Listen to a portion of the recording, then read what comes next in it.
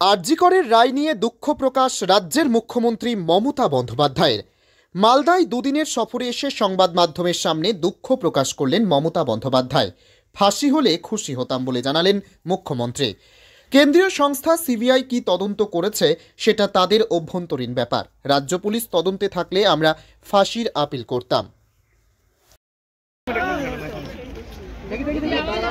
আরজি করের রায় নিয়ে কিন্তু আমি যেহেতু হেলিতে ছিলাম বলে আমি ডিটেলসটা এখনো শুনিনি, তো আপনাদের কাছ থেকেই শুনলাম যে এটা নাকি যাবজ্জীবন দেওয়া হয়েছে। এটা আপনাদের কাছ থেকেই প্রথম আমি শুনলাম। আমার রিয়াকশন ইজ ভেরি ক্লিয়ার। আমরা প্রথম দিন থেকেই ফাঁসির দাবি করে এসছিলাম এবং আজকেও আমরা সেই দাবিতে অটুট আছি।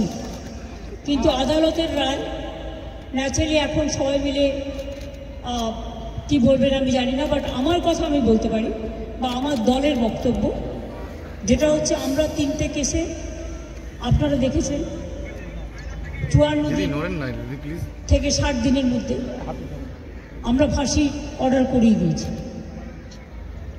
কিন্তু আমি জানি না এটা একটা সিরিয়াস কেস এবং এটা নিয়ে ফাঁসি দাবি আমাদের সবার ছিল।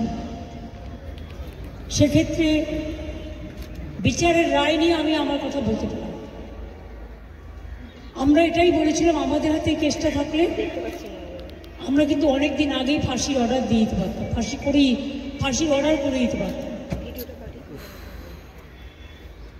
আমি জানি না কিভাবে লড়াই করেছেন, কি করেছেন, কি যুক্তি, আপনারা তো লয়াররা জানেন। সুতরাং